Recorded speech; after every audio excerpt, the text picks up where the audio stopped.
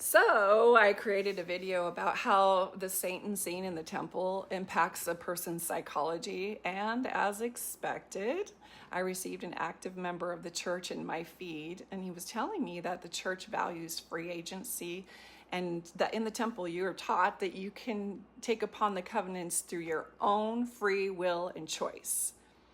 And he's right. So I want to be clear here, and I want to be honest, and I want to be fair about about all the psychology that's going on in the temple. So feel free to challenge me on this. I always look forward to learning more truth. So let me set this up for you.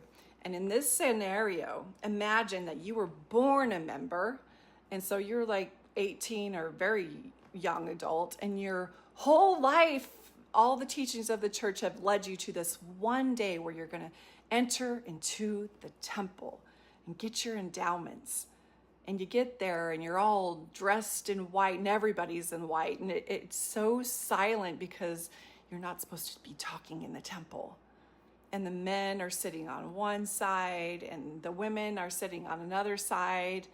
And all of your family members are there and your ward members or that want to come, and any of your close friends are there, or at least the worthy ones and the ones that are old enough to go through the temple, and they're sitting there with you in the audience, and you've just barely were ceremonially dressed in your first pair of fresh garments, and you received a new name that you're probably really still thinking about. Mine was terrible, so I was like, just the name alone, I was like, wait a minute. But it's really awkward. But you're like, okay, what's next? You're still trying to process it, but here we go.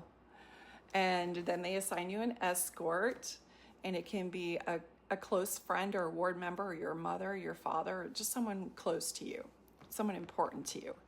And the room is filled with these dripping crystal chandeliers from the ceiling and this fine carved wood and this highest quality upholstery and the art. You've never seen it before.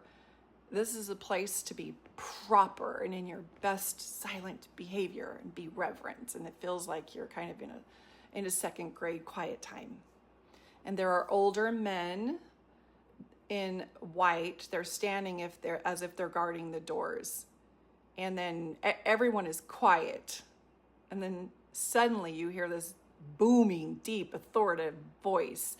And it's coming from over the speakers. There's a man there standing there at attention, but he's not talking. The voice is talking. And it says these exact words. If you proceed and receive your full endowment, you will be required to take upon yourself sacred obligations, the violation of which will bring upon you the judgment of God. For God will not be mocked. If any of you desire to withdraw rather than accept these obligations of your own free will and choice, you may now make it known by raising your hand. And then this is followed by this pause, and it's the most awkward pause that you can ever imagine. And everyone has their head down because they're a little bit worried that someone might actually decline this opportunity, and they don't want to shame them if they choose to raise their hand and bail the hell out of there. So we wait for what feels like a really long time to see if anyone's going to raise their hand and be escorted out by the door guard. I'm trying to remember her. I'm telling you this. I just remember this awkward moment, and you can feel it like in your body. And there's like prickles going up your spine, and there's panic in your chest, and it's really awkward the first time. But to be honest, it never gets any better. It didn't feel like love the first time, and it doesn't feel safe, and it's really quite threatening because that guy and his voice, he ain't messed around. So here's what else is odd, that the invitation comes This invitation I just shared you, it comes before the participants even know the specific covenants that they're about to make. They don't even know the covenants yet. And later in the ceremony, when the covenants are presented, the person is required to publicly put their arm to the square and bow their head and say yes to the covenant immediately after. And now by this time, the opportunity to leave was already presented and gone. And so if you hear the covenant for the very first time and you don't agree to it, there's no other options except to publicly disrupt the entire group and the process of the temple. So mind you, there has been some considerable emotional, spiritual, and social investment for this person going through to reach this point to take out their endowments. So declining in what the church wants you to believe is a generous window to reconsider, it requires that person has to stand up, and without explaining or talking to anyone, they have to wait for the escort to be escorted out in front of everyone present. And I've heard that this has happened before, and I don't know if it's a legend or not, because I've attended the temple probably 100 times, and I never once saw anyone get up and walk out in that awkward moment.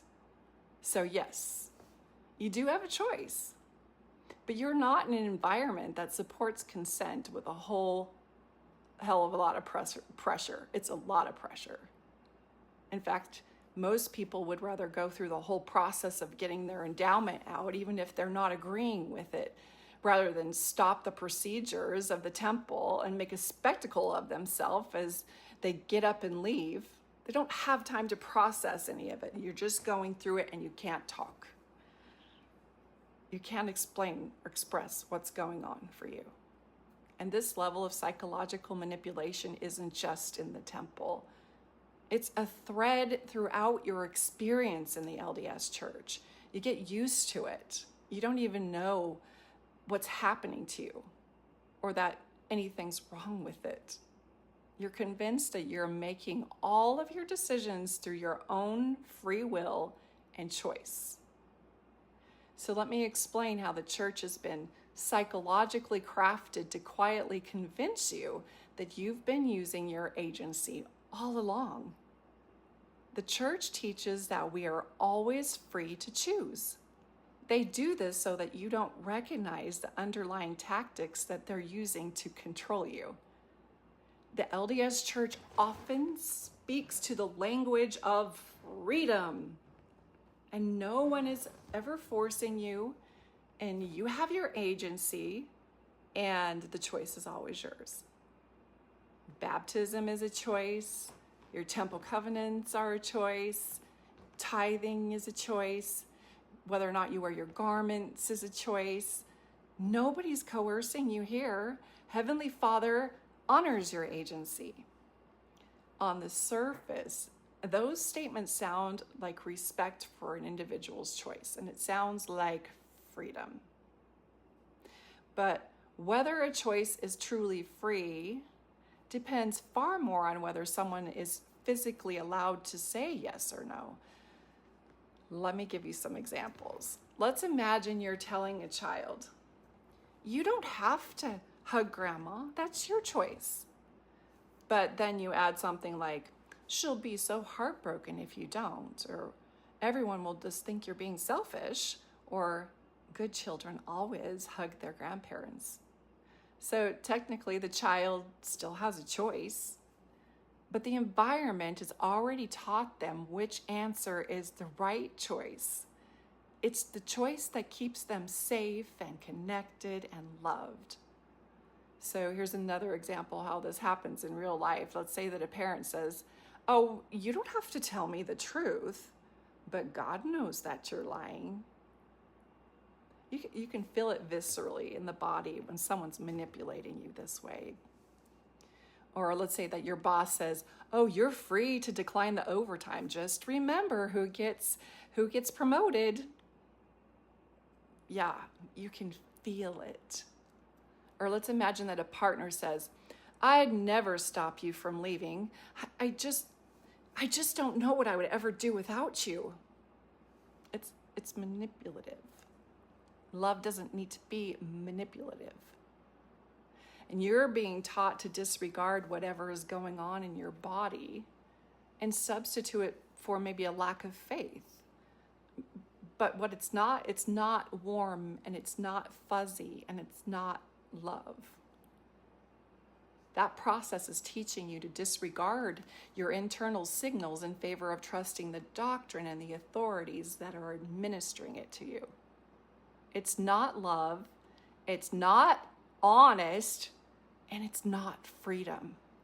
And if you're taught from childhood that one path leads to eternal happiness, while every other path risks losing your most intimate relationships in the next life, or losing association from the Spirit, or disappointing Jesus who died on the cross for you, or any other existential consequence based on our most vulnerable insecurities, well, then there's not really a choice, is there? But you always feel like you have a choice and like you're making the right one. Yes, the option exists, but the psychological cost of choosing it has been made so enormous that it barely feels like an option at all. And if you've ever played Old Maid with a 5-year-old, you could see the tactic and how they'll fan their cards, and the Old Maid is the one that's sticking high up on the top because they're hoping that you're gonna choose the Old Maid, and it's sticking out just a little bit or maybe a lot, and they want you to choose that card so that they aren't stuck with it at the end of the game and they're gonna lose the game. But that strategy is only gonna work for her younger brother who doesn't know any better. And this is why many people who leave the church later say, I don't feel like I ever really had a choice. That's because they're describing these subtle tactics that I'm explaining to you. And the decisions they made while they were in the church, they appear voluntary on paper. But all along, the choices were being shaped by existential fear and dependency and incomplete information and this deep human need for love and belonging and divine connection. And your deepest human insecurities were being exploited. And the next thing I'm going to say to you, it might hurt. So you need to have grace with yourself, and maybe you need coaching, because a lot of you have already figured this out, that every promise and every covenant and all the thousands of dollars in donations and all the thousands of hours and in physical time, mental labor that you contributed to the church, you were promised blessings in the next life that can never be measured or never be proven.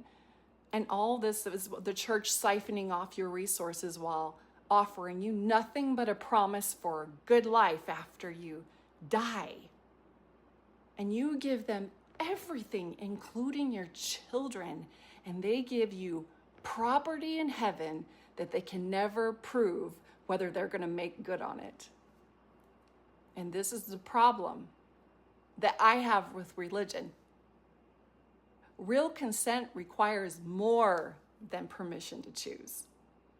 It requires the freedom to consider every option without believing that love or safety or identity or family relationships or God's acceptance depend on you picking the only choice, the one they want you to pick. And so next time that a member of the LDS Church tells you that you have a choice, you can tell them that true freedom isn't measured by whether someone can say no or not. It's measured by what it costs them if they do say no. If you're in the thick of this deconstruction complexity space in your life, and it's getting messy and it's ruining your family relationships, and you're ready to find your way back home to yourself and to your sovereignty, that's the work that I do. I've been doing it for over 11 years. So reach out by commenting deconstruct, and I'll share with you the ways that I can support you.